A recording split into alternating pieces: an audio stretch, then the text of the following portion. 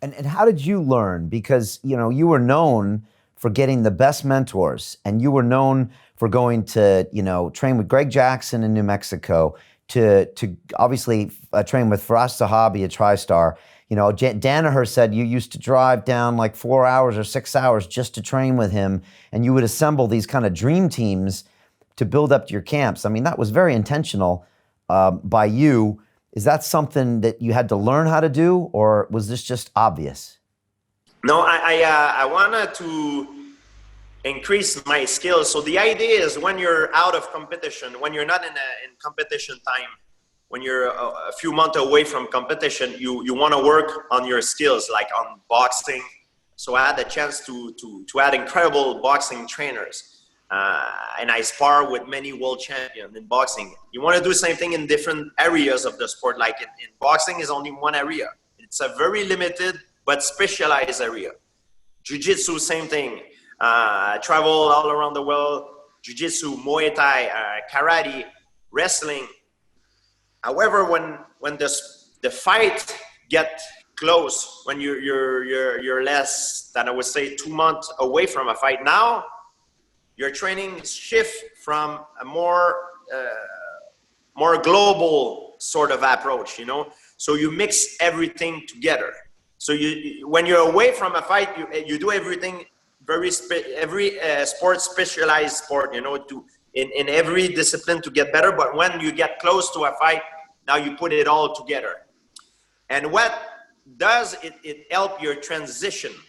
Because what people don't understand is when you're fighting, this is a sport in itself. It's not, people think, now they're wrestling, it's only wrestling. The jiu-jitsu, if you make a jiu-jitsu competition and you allow the strike, I guarantee you, it might not be the jiu-jitsu world champion that will win that jiu-jitsu striking competition. It will be a different guy, an hybrid type of guy.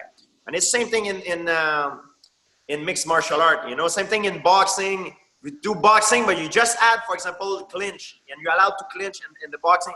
It won't be the current boxing champion that will win.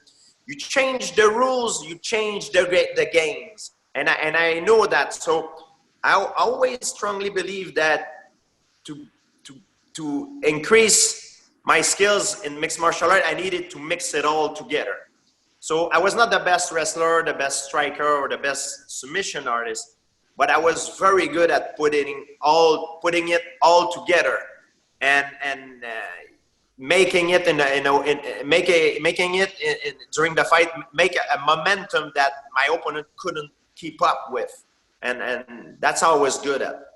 This was your secret to success, because yes, we saw you take down Division I wrestlers. We saw you beat up black belts in jiu-jitsu on the ground. We saw your jab look better than anything in a boxing ring, but that's because of the threat of each of the other disciplines, right? Yes, I was beating up strikers and striking, not because I was a better pure striker than them, because they were afraid of my takedown. I was beating wrestlers in wrestling, not because I'm a better wrestler than them, because they were afraid of my striking in a way, So jiu-jitsu, same thing. I beat much better, much more decorated guy than I am in jiu-jitsu, not because of my jiu-jitsu, because they were afraid of my striking. So when I used to fight someone and I wanted to get the fight where I always make him think of something else. So I was using it as a decoy. The key is in fighting is you want to avoid the fight where the guy is strong and take him where he's the weakest. That's what everybody is thinking. But sometimes I was doing the opposite, using a decoy. And that's why people never understood it. And it leads me to have a lot of success, because they didn't understand what I was doing. A lot of guys that were, George is a good wrestler because he put everybody's down. But what they did not understand, it was not only my wrestling that was helping me for the takedown. It was my karate, my in and out movement, my decoy, my move, all the distraction that I was using to hide what I really wanted to do to my opponent. And that all came from you, because you're thinking all the time and coming up with these ideas. I did not wake up one morning thinking of it. It's part of my bag of my experience, of my wide range of experience in martial art, of all the knowledge that I gained from all my great mentors. You know, I had a lot of great trainers, but I had great teachers as well. And I was very fortunate because you have in sport of mixed martial art, in every discipline, you have trainers, but you have teachers. It's not the same thing. And I had the chance to have both.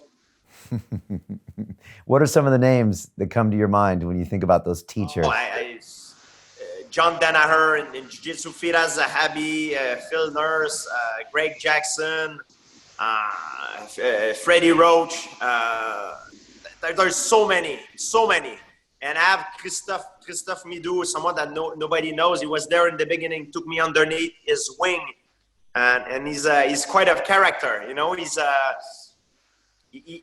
didn't have a lot of success in mixed martial art. Unfortunately, he had many injuries, but he was a very good mentor. He was probably one of the best mentors for me in the beginning. He gave me confidence, and that's what I needed to have in the beginning of my career.